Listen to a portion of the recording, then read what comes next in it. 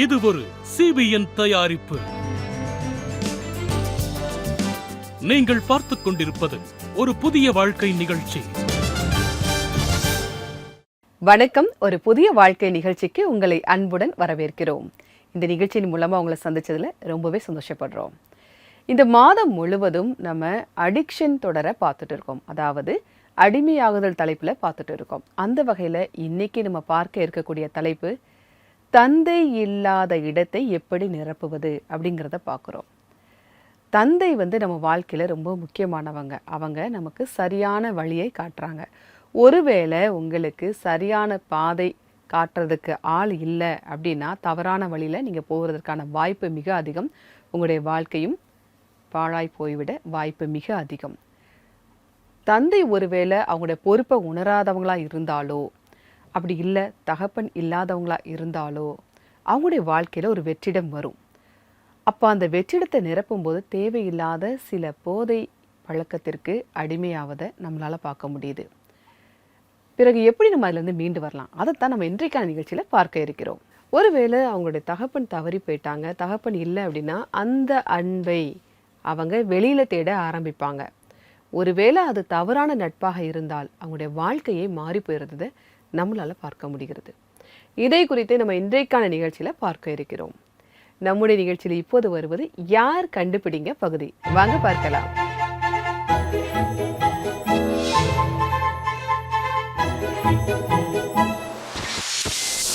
ரோமர் 8:15 படி நமக்கு யாருடைய ஆவி கிடைத்து இருக்கிறது?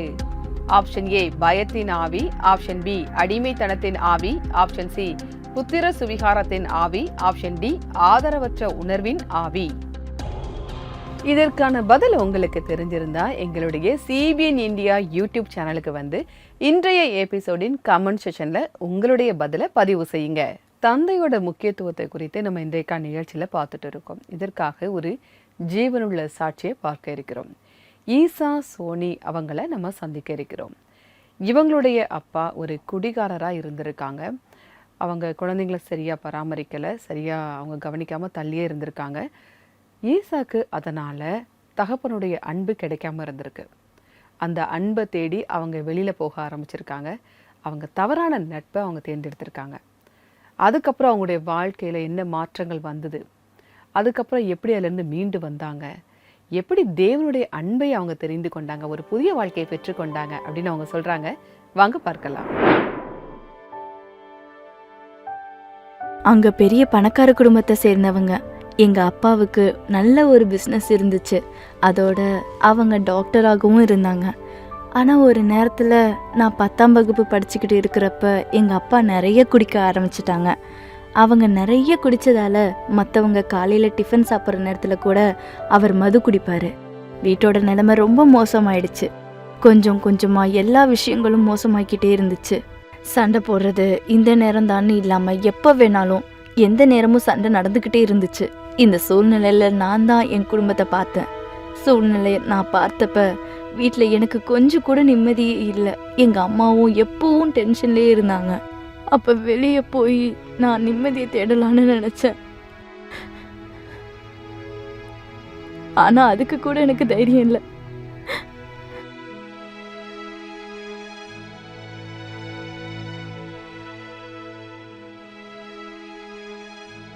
இந்த சூழ்நிலையின் காரணமாக 12ஆம் வகுப்பு முடித்ததற்கு பிறகு ஒரு கம்பெனியில் கால் சென்டரில் வேலை செய்ய தொடங்கினார். மேலும் இங்கு அவருடைய வாழ்க்கையில் ஒரு புதிய திருப்பம் வந்தது. நான் வேலைக்கு சேர்ந்த உடனே நாட்கள் போக போக எனக்கு ஒரு நட்புறவு கிடைச்சிச்சு. எனக்கு கிடைச்ச நண்பர்கள் பார்ட்டிக்கு போகிறது ரொம்ப விருப்பம் உள்ளவங்களா இருந்தாங்க. இந்த சூழ்நிலையை நான் முதல் முறையாக பார்த்தேன். முதல்ல நான் பகலில் போய் கொண்டு இருந்தேன். அதுக்கு பிறகு நைட்டில் போக ஆரம்பித்தேன். அதுக்கப்புறம் முழு நைட்டும் போனேன். அப்புறம் கொஞ்சம் கொஞ்சமாக ஹோட்டலுக்கு போகிறது, எல்லா விதமான ட்ரெஸ்களை போடுறது, அதில் நான் ரொம்ப சந்தோஷமாக இருந்தேன். இதுதான் என் வாழ்க்கைன்னு எனக்கு தோணுச்சு. அதில் எனக்கு ரொம்ப ஆர்வமாக இருந்துச்சு. வார கடைசி நாட்கள், சனி ஞாயிறு வரப்ப, வார லீவு நாட்கள் இருக்கிறப்ப எல்லா நாளும் நான் போவேன். எனக்கு ரொம்ப ஆர்வமாக இருந்ததுனால எனக்கு ஏதாவது நடந்துடும்னு கூட நான் யோசிக்கலை. ஒரு திருப்தியே இல்லாமல் இருந்துச்சு. அதாவது ரொம்ப வெறுமையாக இருக்கிற மாதிரி இருந்துச்சு. அப்போ மற்றவங்களை எப்படியாவது சமாதானப்படுத்தி அங்கே கூட்டிகிட்டு போகணும்னு தோணும். முதல்ல நண்பர்களை என்னை கூட்டிகிட்டு போனாங்க, ஆனால் இப்போ நான் அவங்கள கூட்டிகிட்டு போகிறேன். இந்த நேரத்தில் ஈஷாவின் தாயாருக்கு ஒரு ஜெப கூட்டத்தில் பங்கேற்பதற்கான வாய்ப்பு வந்தது. அங்கு அவர் மன நிம்மதியை உணர்ந்தார். மேலும் அடுத்த வாரம் சனிக்கிழமை நடந்த அந்த ஜெப கூட்டத்தில் வலுக்கட்டாயமாக ஈஷாவை அழைத்துக் கொண்டு சென்றார். இப்படி அந்த கூட்டத்துக்கு போக விருப்பமே இல்லைனாலும் நான் அங்கே போனேன்.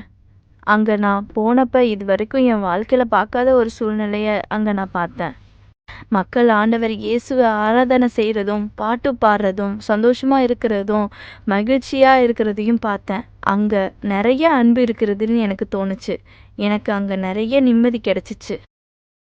திங்கக்கிழமையில இருந்து உங்கள் வாழ்க்கை புதுசாக ஆக போகுதுன்னு அவங்க தேவனுடைய ஊழியர்கள் சொன்னாங்க.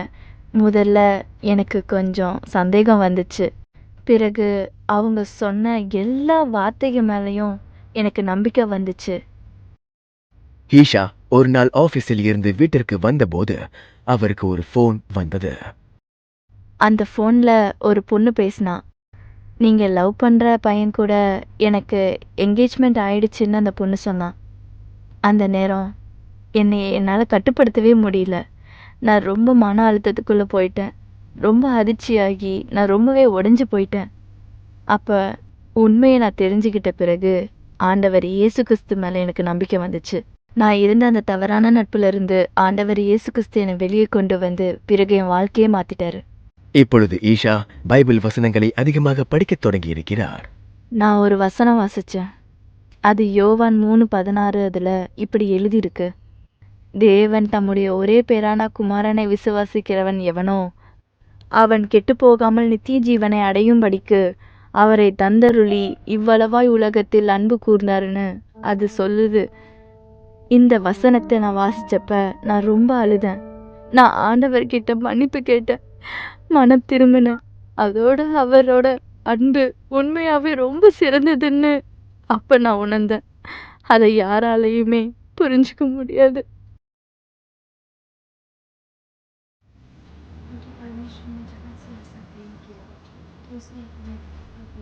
கொஞ்சம் கொஞ்சமாக பார்ட்டிகளுக்கு போகிறதையே ஒரு நாளில் நான் நிறுத்திட்டேன்.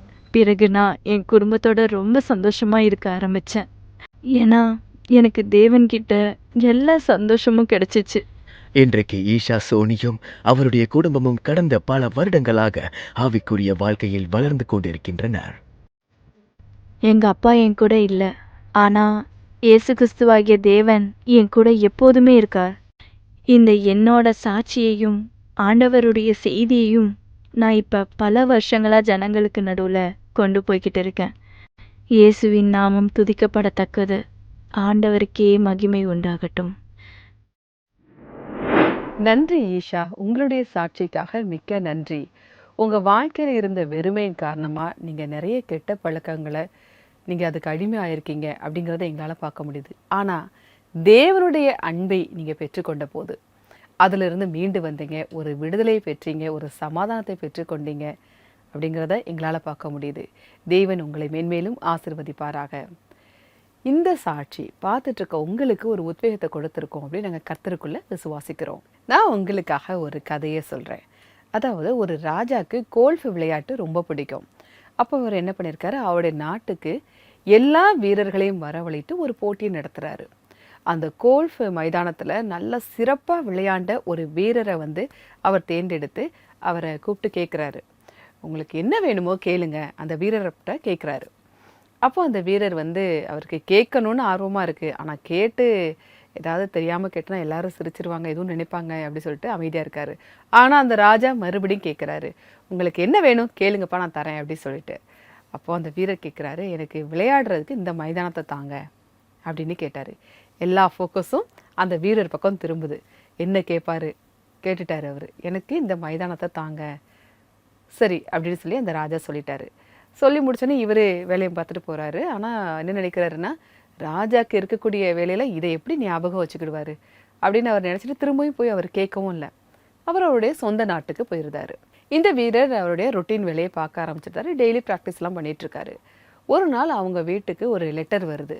என்னென்னு பார்த்தா இந்த வீரருடைய சொந்த நாட்டிலேயே 500 ஏக்கர் கிளப்பு வாங்கி அதை அந்த வீரருடைய பெயருக்கு எழுதி வச்சிருக்காரு அந்த ராஜா.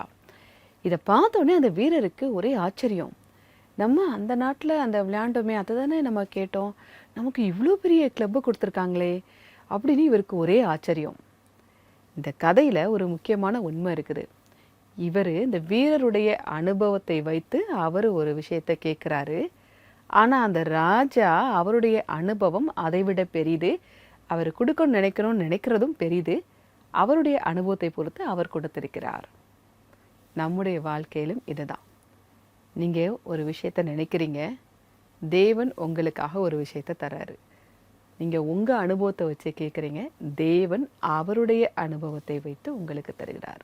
யோவான் 1:12 அவருடைய நாமத்தின் மேல் விசுவாசம் உள்ளவர்களாய் அவரை ஏற்றுக்கொண்டவர்கள் எத்தனை பேர்களோ அத்தனை பேர்களும் தேவனுடைய பிள்ளைகளாகும்படி அவர்களுக்கு அதிகாரம் கொடுத்தார். நம்ம தேவன் மேலே நம்பிக்கை வைக்கும்போது நம்ம தேவனுடைய மகனாக மகளாக மாறுகிறோம் அப்படிங்கிறத பார்க்குறோம்.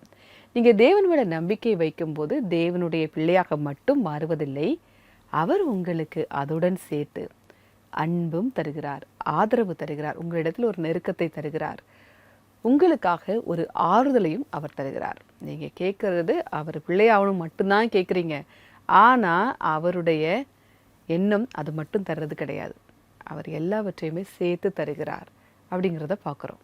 ஒருவேளை இன்னைக்கு உங்களுடைய வாழ்க்கையில் தகப்பன் இல்லாத ஒரு தனிமையை நீங்கள் சந்திக்கிறீங்களா? எனக்காக யாருமே இல்லையே அப்படின்னு நீங்கள் நினைக்கிறீங்களா? ஒரு தனிமை உணர்வு உங்களுக்குள்ளே இருக்குதா? நீங்கள் இயேசுவை பற்றி தெரிஞ்சுக்கோங்க. இந்த பரிசுத்தமான தகப்பன் உங்களுக்கு இருக்கார். அவர் பரலோக பிதா. நிச்சயமாகவே அவர் உங்களுக்கு ஆதரவை தருகிறார். அவர் உங்கள் கூடவே இருக்கணும், அதை தான் அவர் விரும்புகிறாரு. அவருடைய அன்பை நீங்கள் புரிஞ்சுக்கோங்க. நீங்கள் எந்த சூழ்நிலையும் தனியாக இல்லை, அவர் உங்கள் கூட இருக்கார். நீங்கள் எந்த தவறான பாதைக்கும் செல்ல வேண்டாம். நமக்காக வழிகாட்ட நம்முடைய தகப்பன் ஆண்டவராகிய இயேசு கிறிஸ்து இருக்கிறார். இந்த உண்மையை நீங்கள் எப்போவுமே மனசில் வச்சுக்கோங்க. ஒருவேளை உங்களுக்கு அதிலிருந்து மீண்டு வருவதற்கு ஒரு ஆலோசனை தேவைப்படுகிறது, ஒரு கவுன்சிலிங் தேவைப்படுகிறது அப்படின்னா நீங்கள் எங்களுடைய வெப்சைட்டை விசிட் பண்ணுங்கள். எங்களுடைய வெப்சைட் www.cbnindia.org/cbn-special-offers. அது மட்டும் இல்லை, உங்களுக்கு ஜெப உதவி தேவைப்பட்டால் நீங்கள் எங்களுடைய சிபிஎன் ப்ரேயர் லைனுக்கு கால் பண்ணலாம். எங்களுடைய நம்பர் 9910401010. நம்முடைய நிகழ்ச்சியில் இப்போது வருவது ஒரு சிறிய இடைவேளை. இடைவேளைக்கு பிறகு பார்க்கலாம்.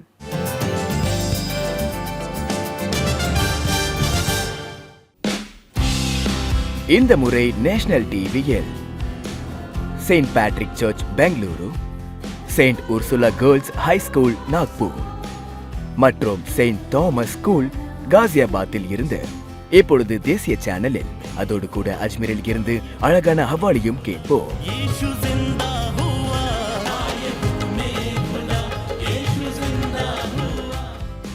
இந்த பாடல்களை ஒரு புதிய வாழ்வு நிகழ்ச்சி மற்றும் சிபிஎன் இந்தியா யூடியூப் சேனலில் கேட்டு மகிழுங்கள். உள்நாட்டிலும் வெளிநாட்டிலும் இருந்து கோயர்களை பார்க்க சிபிஎனுக்கு உதவுங்கள். Give to CBN.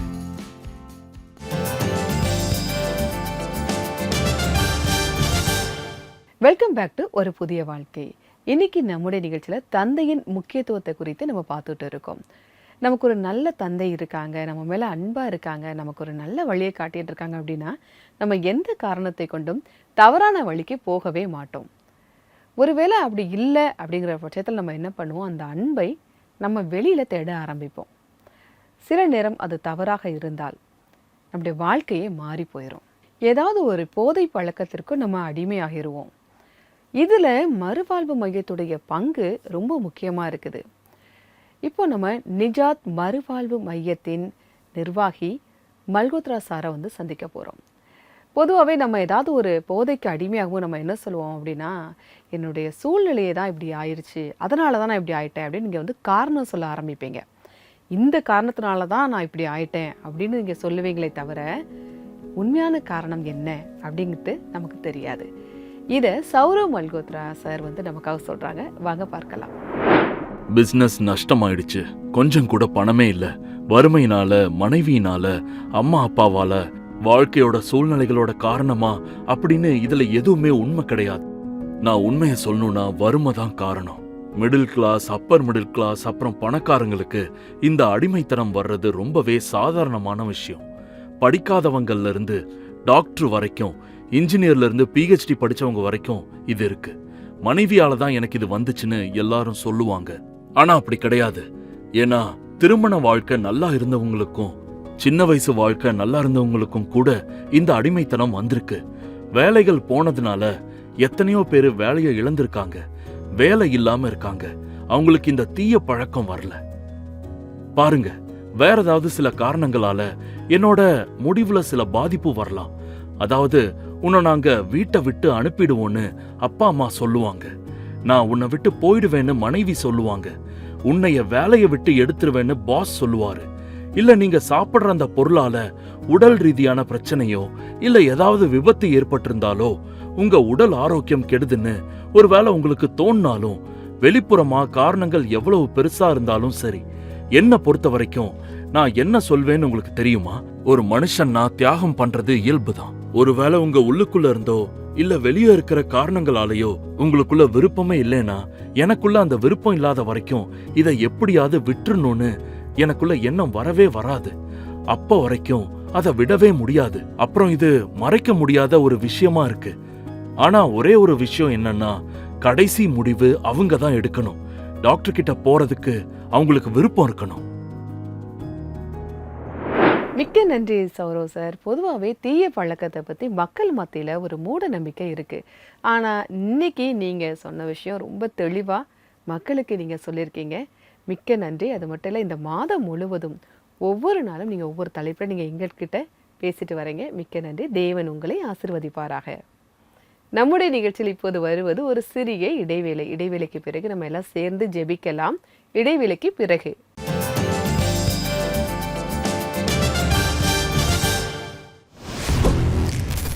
முதல்ல ஒரு விஷயம் சொல்லணும்னா, இந்த ஸ்டுடியோ ரொம்ப விசேஷமா இங்க நிறைய இடங்கள் இருக்கு.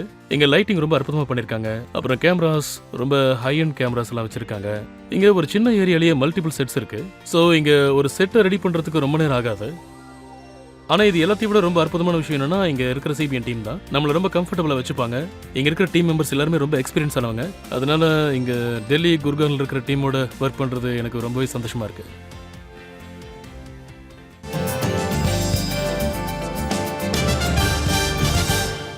வெல்கம் பேக் டு ஒரு புதிய வாழ்க்கை. தந்தையுடைய முக்கியத்துவத்தை குறித்து நம்ம இன்றைக்கான நிகழ்ச்சியில் பார்த்துட்டு இருக்கோம்.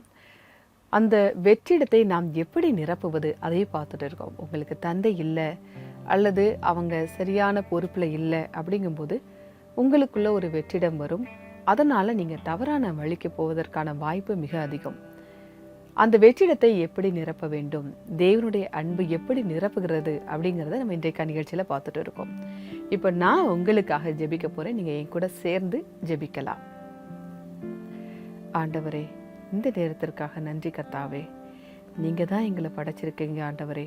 அதே மாதிரி எங்களுக்குள்ளே இருக்கக்கூடிய வெறுமையையும் உங்களால் மட்டும்தான் நிரப்ப முடியும் ஆண்டவரே. ஒரு தகப்பன் இருக்குது, அன்பு நிறைஞ்சதாகவும் வழிகாட்டுதல் உள்ளதாகவும் பிள்ளைங்களுக்கு இருக்குது ஆண்டவரே. அந்த வழிகாட்டுதலை நீங்கள் எங்களுக்கு தாங்க. உங்கள் அன்பை புரிஞ்சிக்க எங்களுக்கு உதவி செய்யுங்க. இந்த அன்பை தேடி மேலும் அந்த வெற்றிடத்தை நிரப்ப நாங்கள் தவறான பாதையில் போகக்கூடாது ஆண்டவரே. யாருமே இல்லைன்னு வருத்தப்பட்டு இருக்கிறவங்களுக்கு மனசில் இருக்கக்கூடிய அந்த உணர்வை நீங்கள் எடுத்து போடுங்க. உங்கள் கூட நீங்கள் இருக்கீங்க, அவங்க எல்லாருக்கூடையும் நீங்கள் இருக்கீங்க, அதை வெளிப்படுத்துங்க ஆண்டவரே.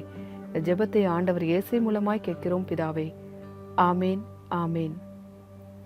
நாம் ஆண்டவரிடத்தில் ஜெபித்திருக்கிறோம். ஆண்டவராகிய இயேசு கிறிஸ்து சிலுவையில் மரித்து அவருடைய அன்பை நம்மிடத்தில் தந்திருக்கிறார். அதனால் இங்கே அன்பை தேடி வெளியே போக வேண்டாம். இயேசுவிடத்தில் அந்த அன்பு உண்டு. இயேசுவை நோக்கி பாருங்க. இன்றைக்கான பைபிள் வசனம் என்ன அப்படிங்கிறத பார்க்கலாம். தேவன் தம்முடைய ஒரே பேரான குமாரனை விசுவாசிக்கிறவன் எவனோ அவன் கெட்டு போகாமல் நித்திய ஜீவனை அடையும்படிக்கு அவரை தந்தருளி இவ்வளவாய் உலகத்தில் அன்பு கூர்ந்தார். யோவான் 3:16. இந்த வசனத்தை நம்ம பார்க்கும்போது தேவனுடைய அன்பு எப்படிப்பட்டது, அவருடைய சுபாவம் எப்படிப்பட்டது அப்படிங்கிறத நம்மளால பார்க்க முடியுது. அவர் நம்மேல் அன்பாய் இருக்கிறார். அதனால தான் அவருடைய மகனையே நமக்காக சிலுவையில் அவர் ஒப்பு கொடுத்திருக்கிறார் அப்படிங்கிறத இந்த வசனத்தில் நம்ம பார்க்குறோம். நம்முடைய நிகழ்ச்சியில் இப்போது வருவது ஒரு அழகான ஆராதனை பாடல். வாங்க பார்க்கலாம்.